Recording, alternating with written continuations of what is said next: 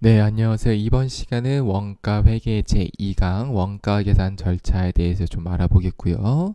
그리고 부분별 원가 계산에 대해서 알아보도록 하겠습니다. 네, 일단은 우리가 이론 수업할 때 항상 재무상태표 개정 과목 써보시고요. 손익계산 써보시고 제조원가 명세서 개정 과목도 적어 보시기를 바라겠습니다.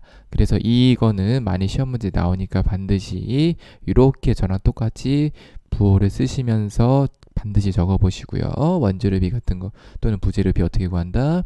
항상 기초에서 단기도 하고 기말 빼시면 되겠다. 그쵸?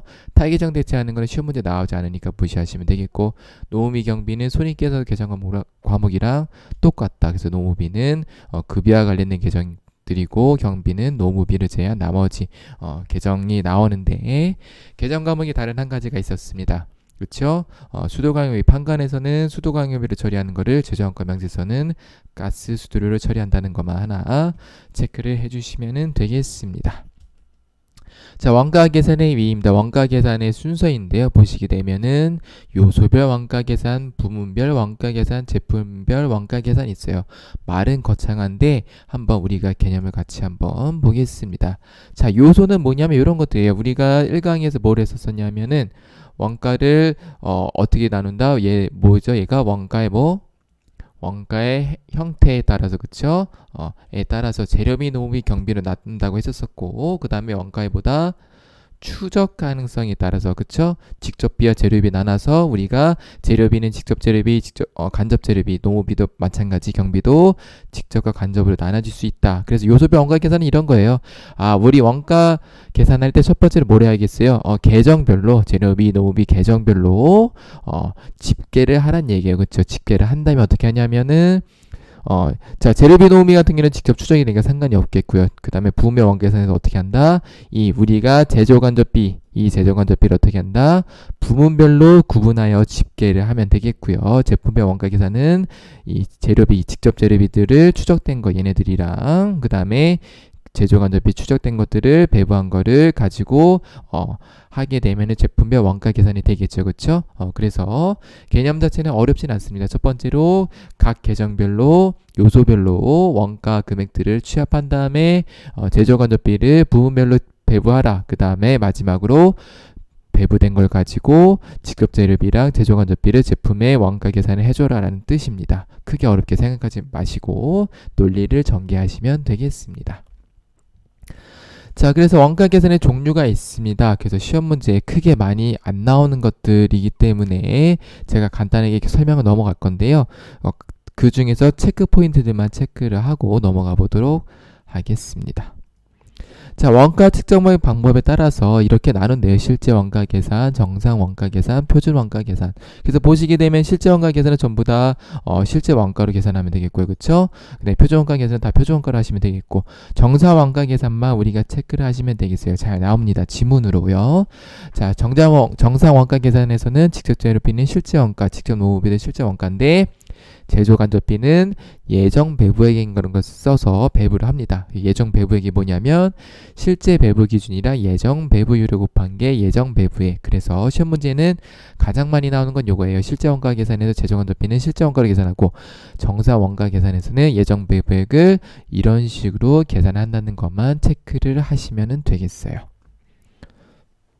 자, 바로 넘어갑니다. 자, 생산 형태에 따라서 개별 원가 계산과 종합 원가 계산으로 나눈대요. 요거는 되게 중요하죠. 그래서 요거는 제가 3강에서는 개별 원가 계산에 대해서만 설명을 할 거고 4강에서는 종합 원가 계산에 대해서만 설명을 별도로 할 겁니다. 여기서는 간단하게 개념만 짚고 넘어가 보도록 하겠습니다. 그래서 개별 원가 계산은 항공기, 성박, 특수기계 주문 생산, 즉 다양한 제품을 소량 생산, 개별적으로, 그렇죠? 항공기도 당연히 개별적으로 원가 계산을 해야겠죠. 선박도 하나 만드는데 투입되는 거를 계산해야 하기 때문에 당연히 개별 원가 계산이 해야겠고, 하지만은 종합 원가 계산은 뭐냐면 제조업, 제가업 등 어떻게 해요? 한 가지 품목 또는 소량의 품목들을 대량으로 생산하는 거죠. 그렇죠? 예를 들면 핸드폰을 제조한다 그러면은 핸드폰을 어떻게 해요? 몇십만 개, 몇백만 개를 생산하는 거죠. 그럴 때는 우리가 종합 원가 계산을 사용하시면 되겠습니다. 자, 다음에 원가 계산 범위에 따른 분류가 있어요. 뭐 전부 원가 계산이란 게 있고 변동 원가 계산이란 게 있다. 전부 원가 계산은 모든 제조 원가를 제품 원가로 이렇게 처리를 한다. 변동 원가 계산은 자, 고정 제조 간접비 얘만 기간 비용으로 인식하고 나머지는 전부 다 제품 원가로 인식을 한다. 그래서 요런 게 있구나라고만 알아두셔도 크게 무리는 없을 것 같습니다. 그냥 요 표만 한번 체크하시고 넘어가시면 되겠어요. 전부 원가 계산은 전부 다 들어가고 변동 원가 계산은 고정 제조 간접비만 빼놓고는 전부 다 제품 원가 들어간다. 이렇게 정리를 하시면 되겠습니다. 자, 원가의 배분과 배부 기준이에요. 그래서 원가의 배부 기준에는 인과관계 기준, 수혜 기준, 부담 능력 기준 등이 있는데 가장 이상적인 거는 인과관계 기준이다. 요게 시험 문제 지문이 자주 나옵니다. 가장 이상적인 방법은 인과관계, 원인과 결과에 따라서 배부하는 기준이 되겠다라고 알아두시면 되겠어요.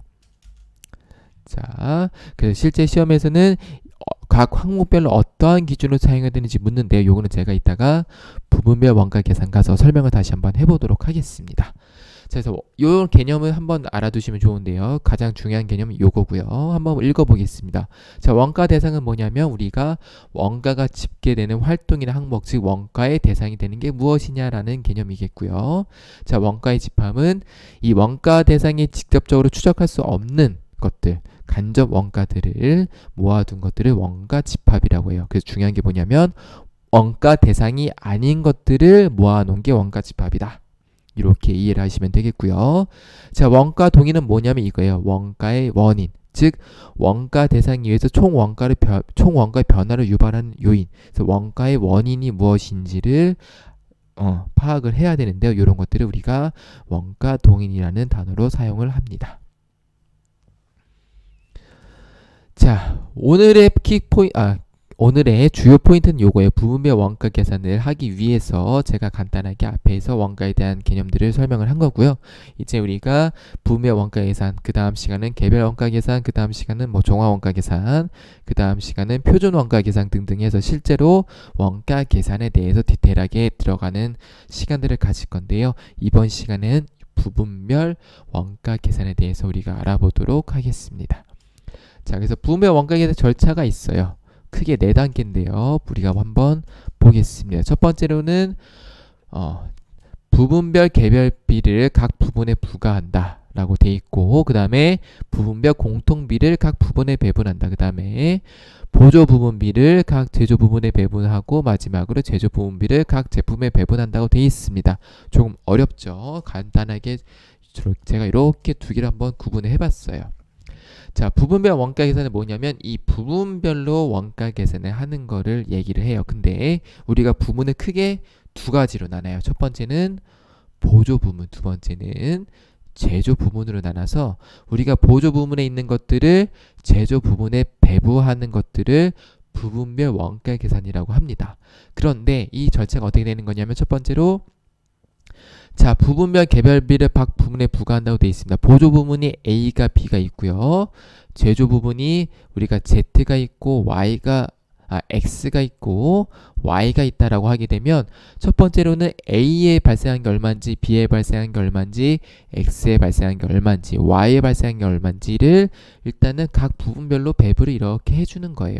자, 그 다음에 어떻게 하냐면 자, 부분 공통비를 각 부분에 배부. 이 보조 부분에서 공통적으로 발생한 비용이 있을 거 아니에요. 그렇죠? 그래서 이 공통적으로 발생한 것들을 이렇게 배부를 해주는 거예요. 자, 그 다음에 세 번째 어떻게 하냐면 자, 이 보조 부문에 A를 이렇게 배부를 해주는 거고 B도 이렇게 배부를 해줘요. 그 다음에 맨 마지막으로 이 제조 부문에 있는 것들을 우리가 원하는 제품 뭐가 있을까요? 뭐 C가 있고 제품 D가 있으면은 이 얘네들을 제품에다가 이렇게 배부해주는 과정을 거치게 됩니다. 그래서 이러한 절차로 우리가 걸치게 되겠고요. 자, 한번 디테일하게 보도록 하겠습니다. 자, 제가 아까 배분 기준이 있다고 했었죠. 배분 기준. 자, 그래서 대표적으로 뭐 크게 이런 것들이 있는데요. 자, 이런 것들이 있는데 자, 복리후생비는 어떻게 나누냐면 보통 종업원 수로 나누면 되겠죠. 감가상각비 대표적으로 뭐 기계장치가 있는데요. 얘네들은 기계 사용시간이나 뭐 생산량 등으로 나누시면 되겠죠. 그렇죠? 이런 식으로 우리가 이 구분에 대한 것들을 보고 적정한 배부 기준을 추정할 수가 있겠습니다. 전기료, 가스, 수도료 같은 것들은 뭐다? 뭐 전기면 전기 사용량, 가스면 가스 사용량, 수도면은 수도 사용량으로 나누시면 되겠고, 임차료, 우리가 공장을 임차하게 되면은 그 임차료에 대한 면적의 비율이 있겠죠. 그렇죠? 그래서 이런 면적 비율로 나누시면 된다는 거를 이해를 하시면 되겠어요. 자, 그래서 문제에서는 보통 배부 기준을 정해주기도 하고요. 아니면 각 부분에 맞는 배부 기준이 맞는 것, 또 틀린 것들을 물어보는 것들이 많이 문제에 나옵니다. 자, 그래서 부분별 원가 계산은 크게 세 가지가 있어요. 보조 부분비를 배부하는 방법이. 그래서 이거는 지문으로도 많이 나오고 계산 문제로도 많이 나옵니다. 그래서 지문 문제로 많이 나오는 것들은 전산회계 에서 많이 나오고요. 전산세무에서는 계산 문제, 여기는 전산세무에서는 지문에 대한 이론 문제 플러스뿐만 아니라 계산하는 문제도 같이 나오기 때문에 회계 1급까지 준비하시는 분들은 요 내용들을 중점적으로 공부하시면 되겠고요. 세무 1급, 2급 준비하시는 분들은 제가 이 뒤에다가 계산 문제의 샘플까지 넣어서 풀이를 할 건데요. 그거까지 같이 알아두시면 좋겠습니다. 그래서 직접 배운 법은 뭐냐면, 자, 이런 어떤 보조 부분 간에 행해지는 용역 수수를 완전히 무시해서 가장 간단한 방법이고, 단계 배분법은 보조 부문의 배분 순서를 임의로, 여기 제가 빠졌는데 임의로 정하는 거예요. 자, 임의로 정해서 순서에 따라서 단계적으로 배분하는 거다. 상호 배분법은 보조 부문 간의 상호 관련성을 전부 다 고려해서 연립방정식을 사용해서 계산하는 겁니다. 그래서 중요한 게 뭐냐면 전부 또는 시험 지문에 모두라고 나와요. 맞는 설명입니다. 전부 또는 모두 고려해서 하는 방법인데요. 가장 정확하지만 계산이 매우 복잡하다는 단점이 있습니다. 그러니까 이렇게 순서로 해서 얘가 제일 디테일하고 그 다음 디테일하고 그 다음에 얘가 제일 간단하다. 이렇게 알 수가 있겠고요. 하지만 난이도는 얘가 제일 쉽고 그 다음에 얘고 그 다음에 제일 어려운 게 얘다. 이렇게 이해를 하시면 되겠습니다. 자, 직접 배운법 좀 더 자세하게 설명해 보면요. 자, 이렇게 보조 부문이 있고요. 제조 부문이 있다고 제가 가정을 해보겠습니다. 그럼 어떻게 하는 거냐면 직접 배운법은 이렇게 하는 거예요. 보조 부문 간에 행해지는 용역 수수를 완전히 무시하니까 바로 보조 부문에서 이렇게 제조 부문으로 배부를 하는 거예요. 이해 가셨나요? 그래서 바로 이렇게 알아서 따로따로 배부를 하시는 게 직접 배분법이고요. 자, 단계 배분법은 뭐냐면 보조 부문의 배분 순서를 정해서 순서에 따라서 단계적으로 배분하는 겁니다. 예를 들면 임의적으로 이렇게 나는 보조 부문 A에서 B로 먼저 배분을 할 거예요. 그 다음에 이렇게 배부를 한다는 뜻이거든요. 자, 그래서 개념을 이렇게 잡으시면 되겠고 예제 문제를 한번 풀어보도록 하겠습니다. 자, 주세무는 2개의 서비스 부분과 2개의 제조 부분으로 구성이 되어 있다. 그래서 부분이 이렇게 보조 부분이 서비스 부분이고 제조 부분이 이렇게 되어 있습니다. 자, 그래서 서비스 부분의 일반 관리 부분의 원가를 얘를 종업원수를 먼저 배부하고 배부를 하고 그 다음에 배송 부분의 원가를 점유 면적으로 이 면적으로 배부하는 단계 배분법을 사용하고 있다. 다음 자료를 참고하여 서비스 부분의 원가를 배부한 후 이 서비스 부분의 일반 관리나 배송 부분을 배부한 다음에 절삭 부분의 총 간접 원가를 구하시오라고 되어 있습니다. 그러니까 어떻게 되는 거냐면 자, 일단 일반 관리 부분에서 배송 부분으로 먼저 이 6만 원을 다 배부를 하신 다음에 그 다음에 이렇게 절삭과 연마에 배부를 하시면 되겠고, 그러니까 일반 관리 부분은 어떻게 되는 거냐면 이 6만 원을 배송에도 배부하고 절삭과 연마에도 이렇게 배부를 하시는 거예요. 그쵸? 그럼 배송 부분은 어떻게 배부를 하냐면 자, 이 8만 원에다가 어떻게 해요? 플러스 이 간접원가 일반 관리에서 배부받은 금액, 요 금액이 있겠죠. 그쵸? 이 금액을 어떻게 하느냐면 이 금액을 합산을 한 다음에 이 금액을 이렇게 배부를 하시는 거예요. 이게 뭐다? 단계 배분법이다. 이거를 계산 문제로도 이렇게 나옵니다. 그래서 한번 풀어볼게요. 자, 이 개념을 머리에 두신 다음에 풀어보겠습니다. 자, 보겠습니다. 일단은 간접원가의 일반관리 부분부터 배분을 해야 되니까요. 그쵸? 뭘로? 종업원수로. 그래서 어떻게 하는 거냐면은 이렇게 됩니다. 자, 볼까요? 일반관리 부분에 얼마? 6만 원을 어떻게 하는 거냐면은 자, 이렇게 얘의 기준을 가지고 하는 건데요. 0.2가 어떻게 나왔냐면 어떻게 나왔어요? 이렇게 더하니까 100이네. 그쵸? 100분의 얼마? 20해서 0.2. 얘는 100분의 30해서 0.3이 나왔겠죠? 그리고 얘는 100분의 50을 해서 0.5가 이렇게 나온 겁니다. 네, 그래서 6만 원을 이렇게 비율별로 배분을 해주시면 되겠어요. 여기까지 이해 가셨나요? 자, 그 다음에 자, 배송 부분 점유 면적으로 배부하는 거예요. 자, 그래서 중요한 게 뭐냐면 배부 대상 금액이 자, 갖고 있는 원래 8만 원에다 어떻게 한다 그랬었죠? 12,000원을 더해서 92,000원이 되는 겁니다. 이해되셨죠? 자, 그래서 점유 면적을 배부를 할 건데요. 자, 제가 먼저 쓰고 한번 설명을 해볼게요. 자, 제조 부분의 비율을 재산정해야 돼요. 무슨 얘기냐면 자, 배송 부분은 점유 면적으로 하게 되는데 나한테 배부할 필요 없고요. 일반 관리에서 배송 부분으로 우리가 순서를 정했기 때문에 얘한테도 배부할 필요가 없죠. 그래서 얘네 둘만 가지고 배부를 하는데 어떻게 하는 거냐면은 자, 200에다 300 더해서 500이죠. 500에 200이니까 얘는 0.4가 이렇게 나오겠고요. 그쵸?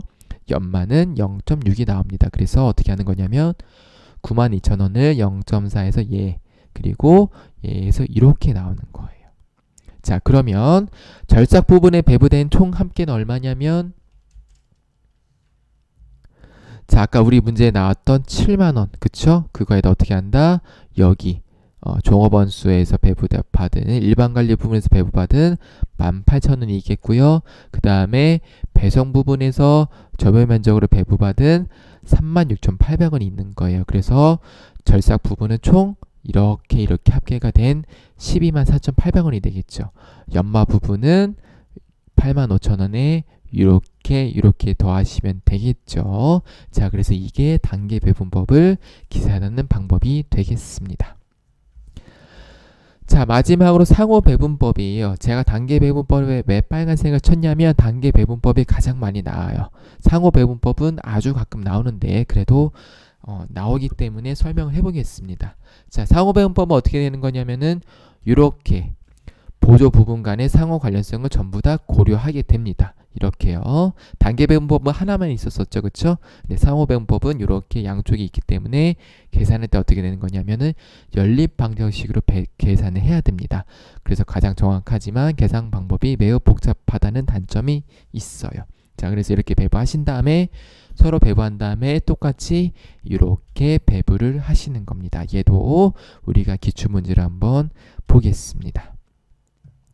자, 스피드의 공장에는 두 개의 보조 부분과 제조 부분이 있습니다. 상호 배분법에 의해서 보조 부분의 원가를 제조 부분에 배부할 경우 절단 부분에 배부돼 보조 부분의 원가는 얼마인가 라고 되어 있습니다. 그래서 제가 요거는 식만 한번 가지고 풀어볼게요. 자, 보시면 자, 첫 번째는 식당 부분에서 전력 부분에 배부를 해야 되고요. 똑같이 전력 부분에서 식당 부분에 배부를 해야겠죠. 자, 그래서 어떻게 하는 거냐면 식당 부분을 우리가 X라고 설정을 하고요. 전력 부분은 Y라고 설정을 하시면 자, 식당 부분에 있는 전력 부분 요건 어떻게 계산되는 거냐면 0.1Y로 계산이 되겠고요. 반대로 자, 그래서 일단 식당 부분부터 해보겠습니다. 식당 부분을 X라고 하게 되면은 얘 부분되는 총 금액은 이 40만 원에 0.1Y가 되겠고요. 자, 전력 부분을 우리가 보게 되면 얘는 식당 부분에서 배부되는 거니까 얼마만큼 20%만큼 배부되는 거니까 0.2x가 되겠습니다. 그래서 전력 부분은 이렇게 우리가 할 수가 있겠어요. 전력 부분 y는 90만 원 플러스 0.2x가 되겠습니다. 그래서 얘네들을 연립 방정식으로 이렇게 푸시는 거예요. 그래서 y를 여기다 대입을 해서 푸시게 되면 x는 50만 원이 나오고 y는 100만 원이 나오게 되겠습니다. 그쵸? 자, 그래서 얘를 가지고 절단 부분과 조립 부분에 하는 건데요. 문제는 절단 부분만 나왔기 때문에 한번 해보겠습니다. 그래서 절단 부분에서 얼마 배분되는 거냐면 30%예요. 그쵸? 그 다음에 전력 부분은 60% 배분이 되기 때문에 식당 부분 X를 해서 30% 곱하기 X가 되겠고요. 그 다음에 전력 부분은 60% 곱하기 Y가 되겠습니다. 그래서 X가 50만 원이고 Y가 100만 원이기 때문에 계산을 하시게 되면은 75만 원이 나옵니다. 그래서 답은 4번이 되겠어요.